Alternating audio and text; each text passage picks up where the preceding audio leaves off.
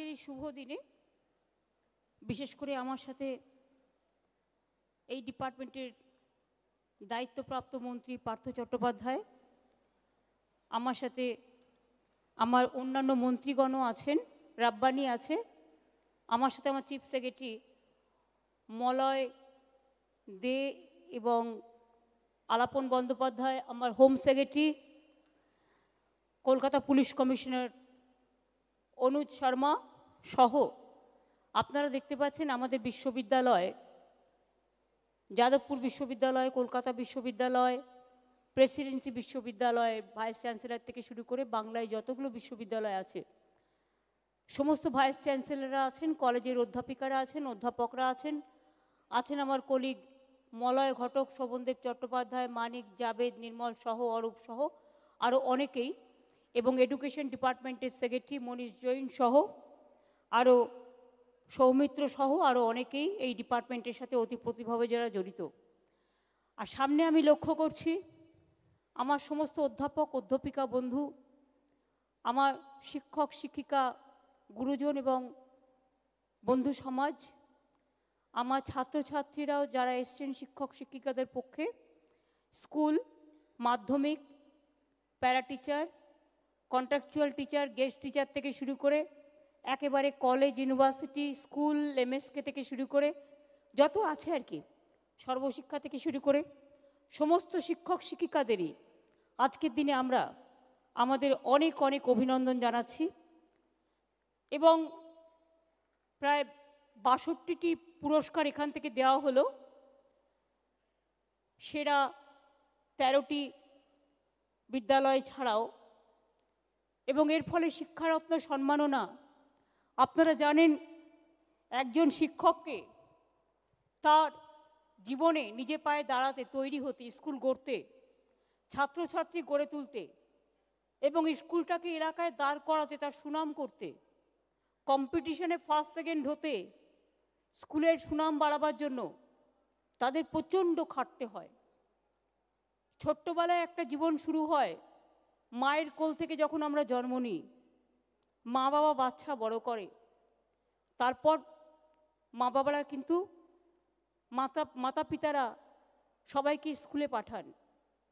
স্কুলে গিয়ে টিচার্সরা যারা পরোক্ষভাবে শুধু নয় প্রত্যক্ষভাবে আর একটা অভিভাবক অভিভাবিকার ভূমিকা পালন করেন, তারা বাচ্চাটাকে মানুষ করেন। এটা সবচেয়ে বড় কাজ, এটা মাথায় রাখবেন। একটা ছোট্ট শিশুকে তিল তিল করে গড়ে তোলেন, তারপর তাদের হাতে ছেলে মেয়েদের পাঠিয়ে বাবা মারা নিশ্চিন্ত হন। স্কুল গড়ে ছোট ছোট ছাত্র ছাত্রীদের ভবিষ্যৎ, সমাজের ভবিষ্যৎ, দেশ গড়ার ভবিষ্যৎ, জাতি গড়ার ভবিষ্যৎ, বিশ্ব গড়ার ভবিষ্যৎ। স্কুলের গণ্ডি পেরিয়ে আবার তারা চলে যায় কলেজে, আর একটা গণ্ডি, সেখানে শিক্ষক শিক্ষিকারা তাদের একটা বড় ভূমিকা পালন করে।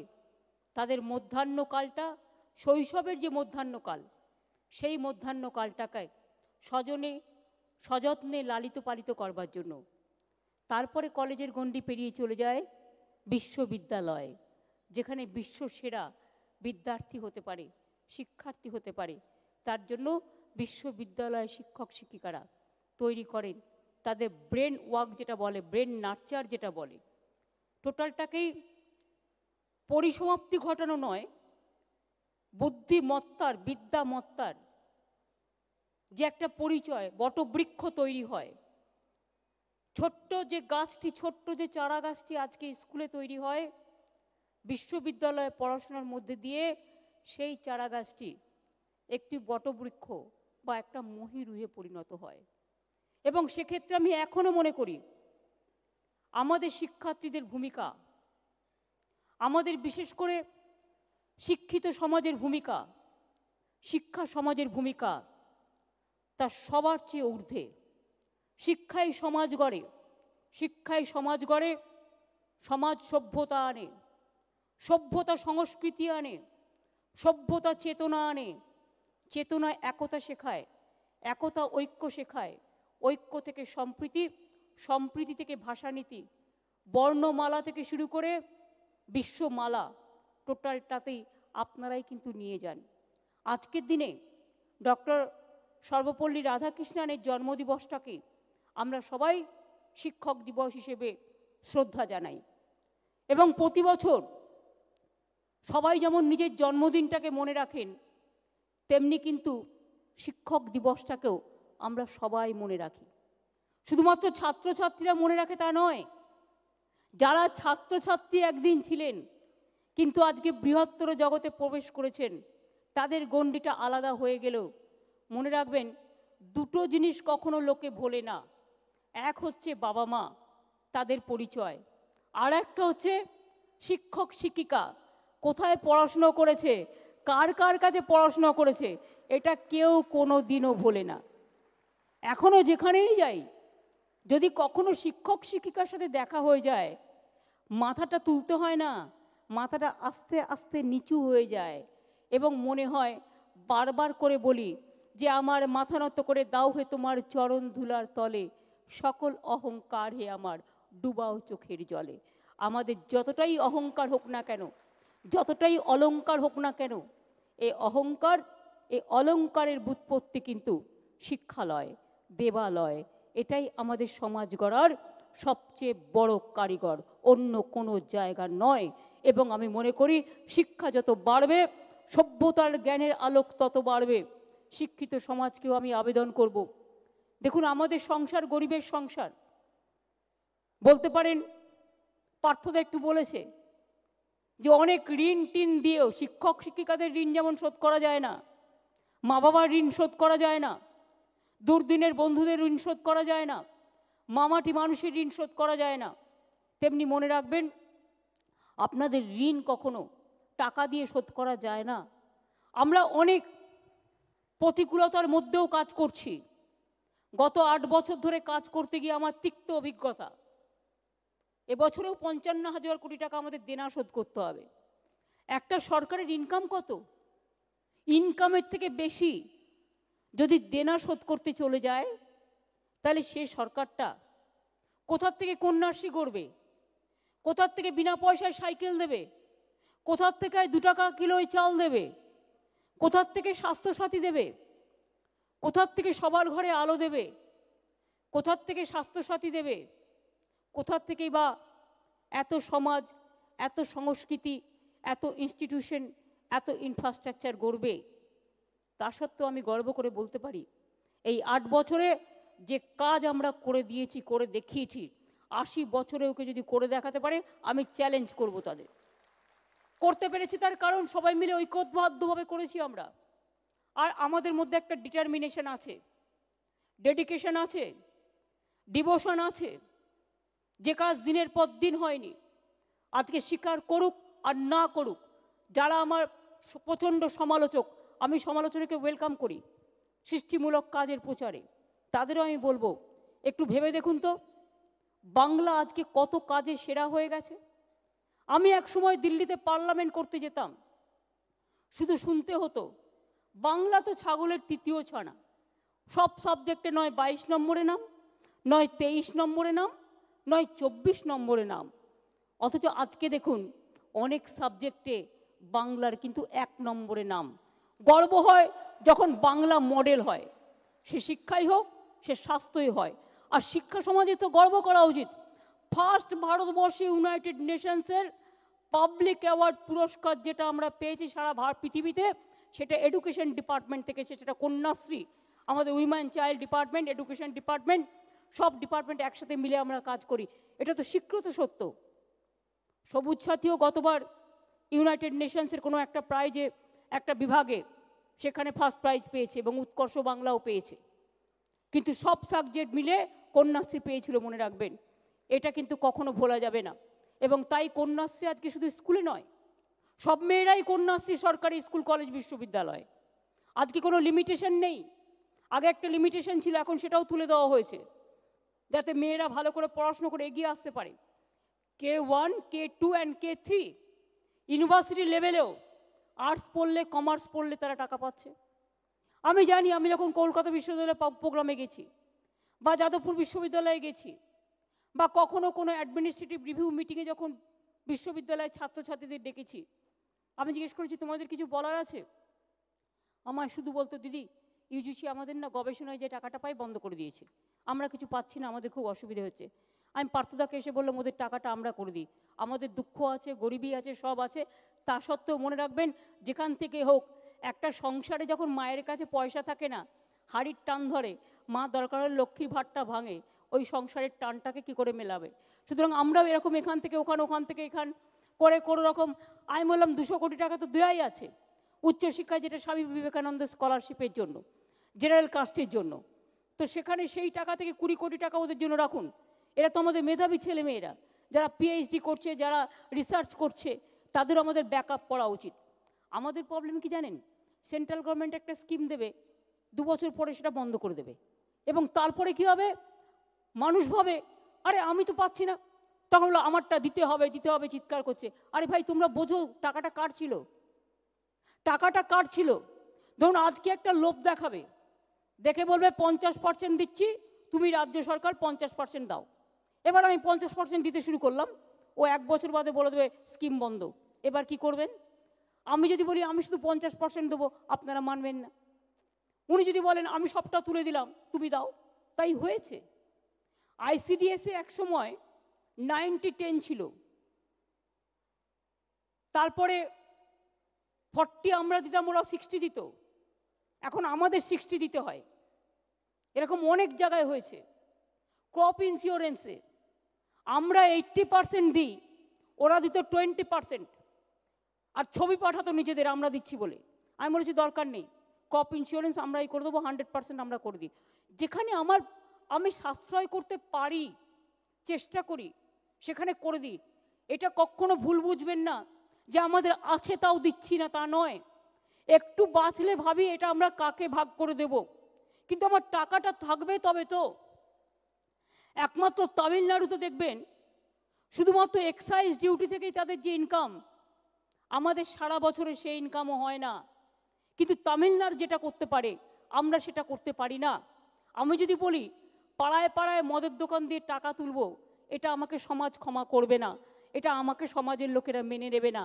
আমি হয়তো টাকা তুলতে পারি, কিন্তু সেটা আমি করতে পারি না। এক একটা জায়গার উপর নির্ভর করে এক একটা জায়গা কি কাজ করবে না করবে। সব জায়গায় জলের ওপরে কর নেওয়া হয়, কিন্তু আমরা মনে করি জলের নাম জীবন, জলের ওপর আমরা কর নিতে দিই না। স্বাস্থ্য সব জায়গায় পয়সা দিয়ে করতে হয়। আজকে এখানে আমাদের এত স্বাস্থ্য বিনা পয়সায় করা হচ্ছে। একটা বাচ্চা শিশুর যদি আমি ভালো করে ট্রিটমেন্ট করতে যাই, জেনে রাখবেন ওই যে এসএনসিইউ বা এসিগুলো তৈরি করেছি আমরা, মাদার অ্যান্ড চাইল্ড হাব, একটা বাচ্চাকে ভালো করতে 3 লাখ থেকে 4 লাখ টাকা খরচ হয়।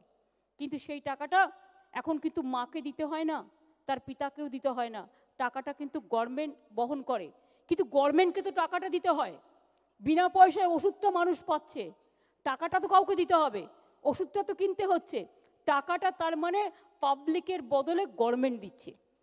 ধরুন একটা 2 টাকা কিলো চাল, চালটা কিনতে হচ্ছে 29 টাকায়, দিচ্ছি কিন্তু 2 টাকায়, তার মানে 1 কেজি চালে 27 টাকা সাবসিডি দিতে হচ্ছে।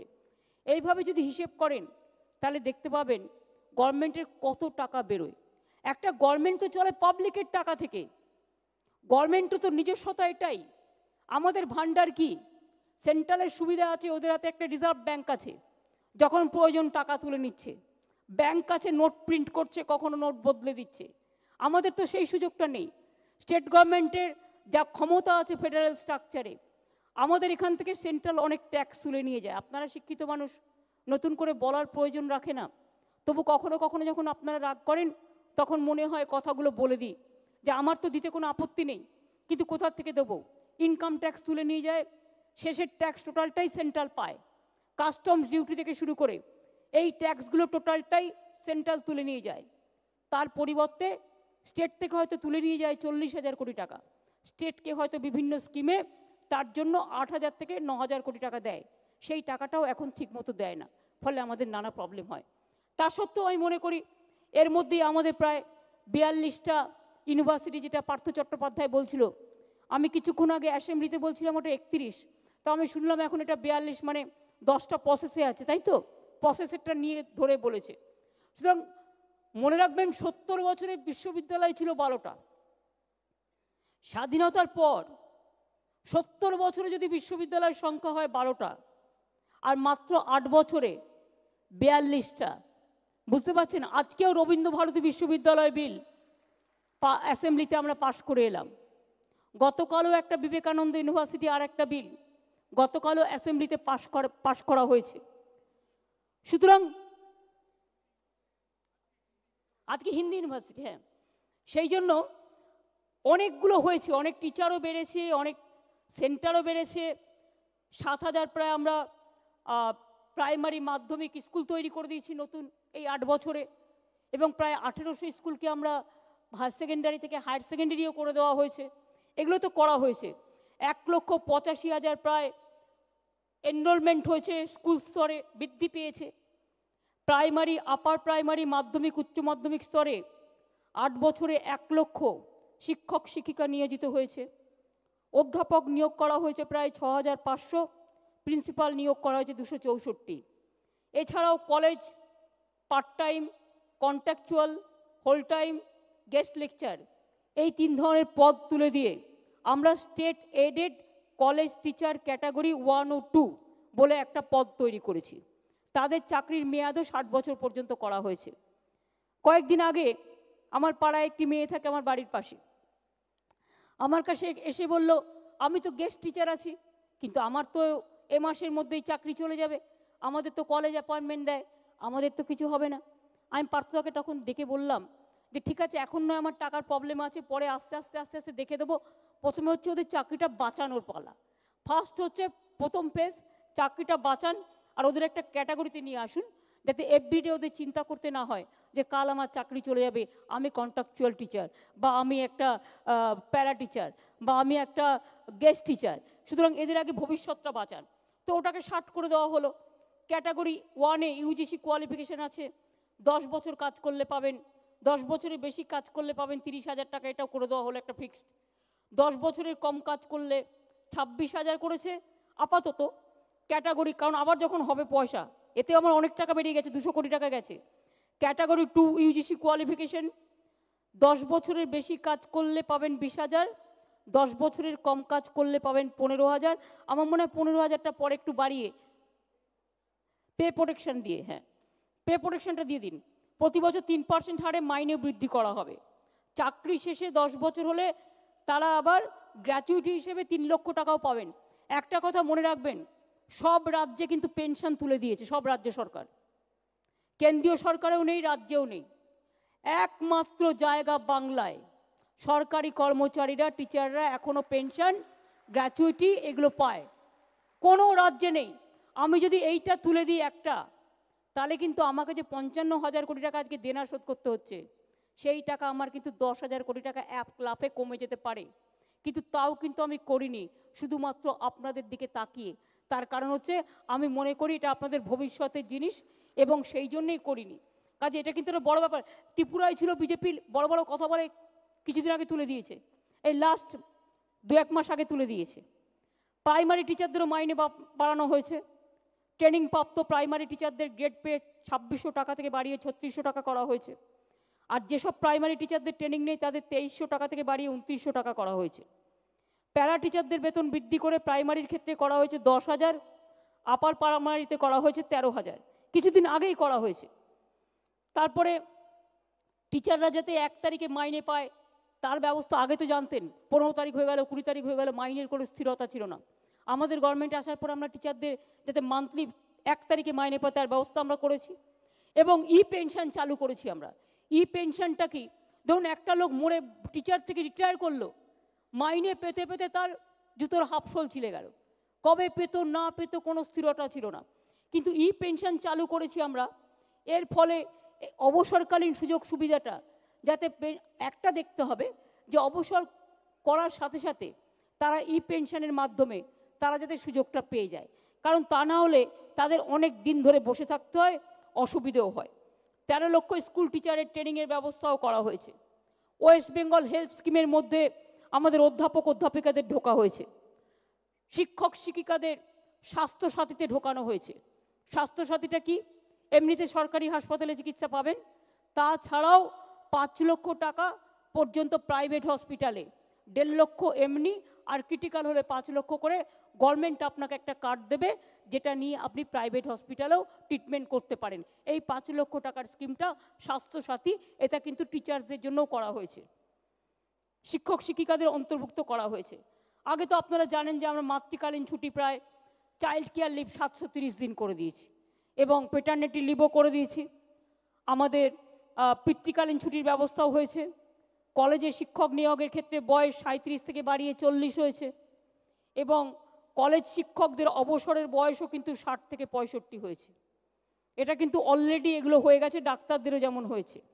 কাজে এরকম, তাছাড়াও কলেজ শিক্ষকদের উচ্চশিক্ষার জন্য 2 বছরের অন ডিউটি লিভ দেওয়া হচ্ছে 2 বছরের জন্য, যাতে কলেজ শিক্ষকরা উচ্চশিক্ষা করতে পারে।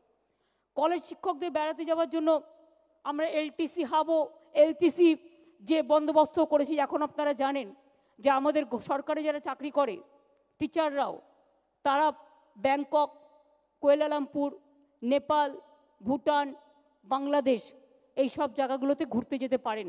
এটাও আমরা কিন্তু গভর্নমেন্ট থেকে অ্যালাউ করে দিয়েছি, যা কোনো দিনই ছিল না। সুতরাং আজকের এই বিশেষ দিনে আমি মনে করি সকল টিচার, সে প্রাইমারি, আপার প্রাইমারি, জুনিয়র, মাধ্যমিক, উচ্চ মাধ্যমিক, হায়ার কলেজ, ইউনিভার্সিটি, মাদ্রাসা, পার্শ্ব শিক্ষক থেকে শুরু করে সবার কথাই বলছি। আমরা মনে করি যে আপনাদের যে দায়বদ্ধতা আছে, দায়বদ্ধতা আমাদেরও কিন্তু কম নেই। শুধু একটা জিনিস মনে রাখবেন, টিচারদের এডুকেশন ডিপার্টমেন্টের খরচা এত বেড়ে গেছে। একটা ছোট্ট কথা বলি, সর্বশিক্ষা অভিযান, জানেন সেন্ট্রাল গভর্নমেন্ট প্রজেক্টটা বন্ধ করে দিয়েছে। সর্বশিক্ষা অভিযানে কত টাকা লাগে আমাদের? বাজেট মনীষ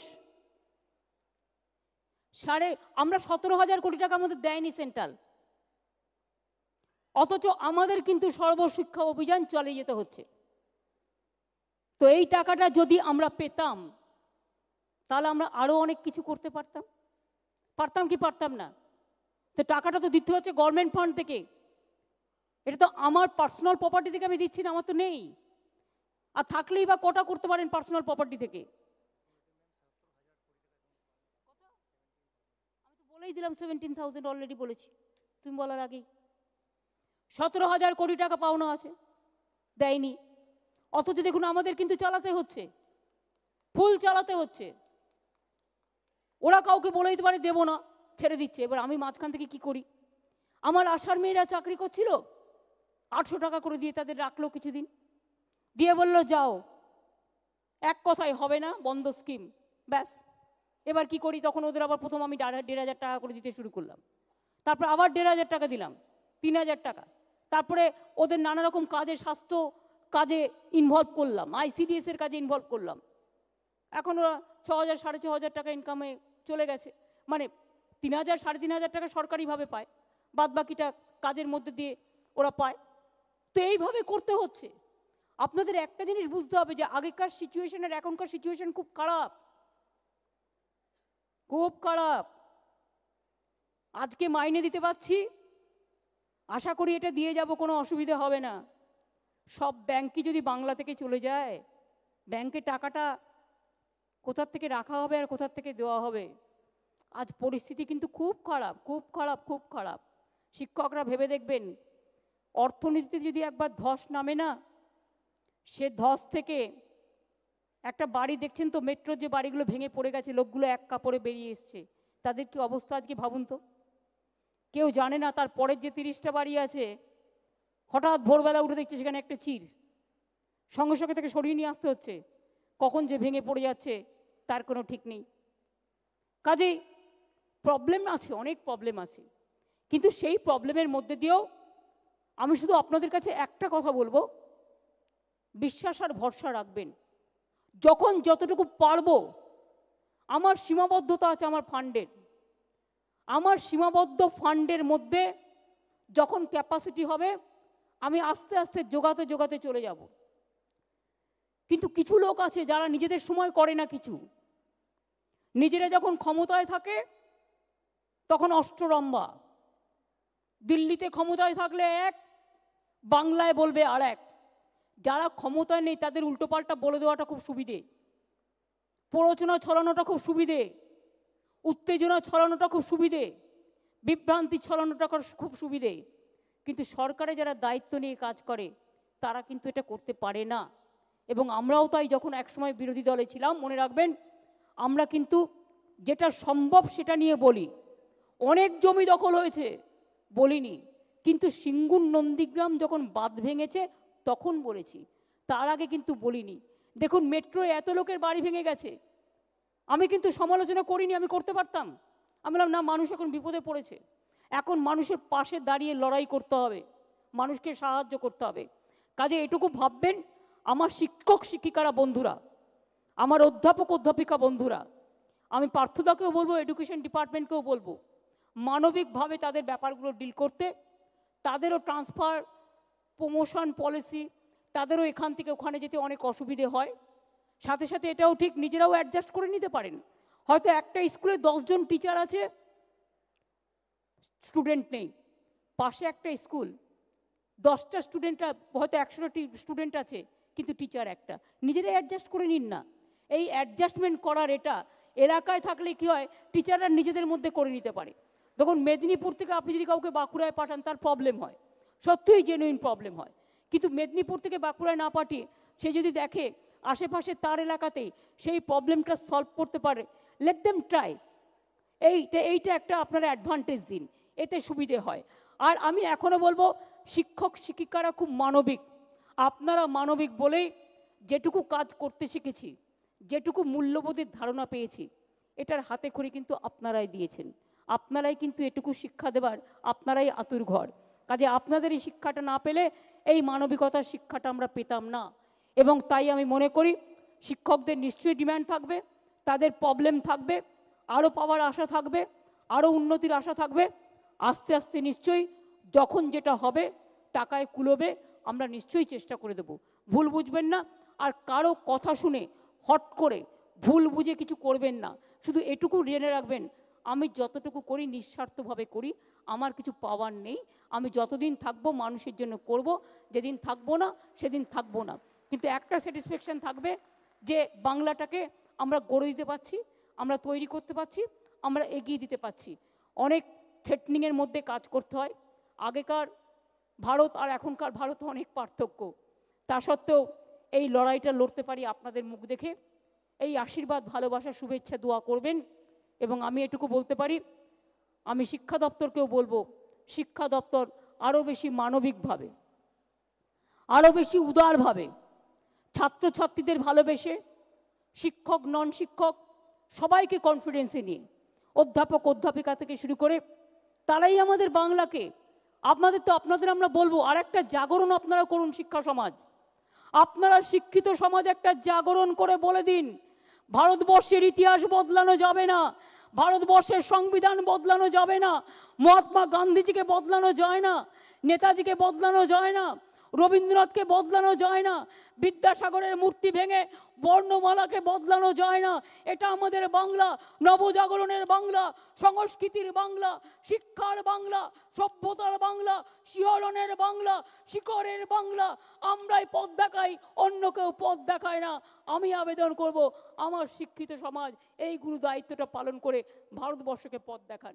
অনেকেই ভয় পায়, ভয়ে কথা বলতে পারে না, কিন্তু আপনারা তো কথা বলতে পারেন। বাংলার মেধা, বাংলার উৎকর্ষ, বাংলার ভাষা, বাংলার বোধোদয়, বাংলার মূল্যবোধ, তার কোনো তুলনা হয় না। আজকে শিক্ষক দিবসে আপনাদের সকলের কাছে মাথা নত করে বলি, যদি কখনো কোনো সাজেশন থাকে আমাদের জন্য, অবশ্যই দেবেন। যদি কখনো মনে হয় আমরা কোথাও ভুল করছি, নিশ্চয়ই সমালোচনা করবেন, আপনাদের অধিকার আছে। কিন্তু একটা জিনিস মনে রাখবেন, উন্নততর সমাজ গড়বার জন্য আপনাদের ছাড়া কিন্তু আমরা চলতে পারি না, আপনাদের চাই। তাই শিক্ষক সমাজকে, আমার শিক্ষিকা সমাজকে, আমাদের সকলের পশ্চিমবঙ্গ সরকার পরিবারের পক্ষ থেকে আমরা প্রণাম জানিয়ে, আমাদের সালাম জানিয়ে, আমাদের অভিনন্দন জানিয়ে, এবং ছাত্রছাত্রীদের সকলকে বলবো, এই সমাজে আরও বেশি করে দিতে হবে, আরও বেশি করে দিতে হবে, এবং শিক্ষক শিক্ষিকাকে সম্মান জানিয়েই এগিয়ে যেতে হবে। বাংলা ঘুরে দাঁড়াক, বিশ্ব বাংলা সঠিক অর্থে বিশ্ব বাংলায় পরিণত হোক, এ দায়িত্ব আজকে আপনাদের কাছে দিয়ে গেলাম। ভালো থাকবেন, আবার দেখা হবে। যেটুকু পেরেছি করেছি, যেটুকু করতে পারিনি আগামী দিন আবার চেষ্টা করব, যখনই সুযোগ আসবে। এই বিশ্বাসটুকু রাখবেন, এই ভরসাটুকু রাখবেন। অনেক অনেক ধন্যবাদ, নমস্কার, জয় হিন্দ, জয় বাংলা।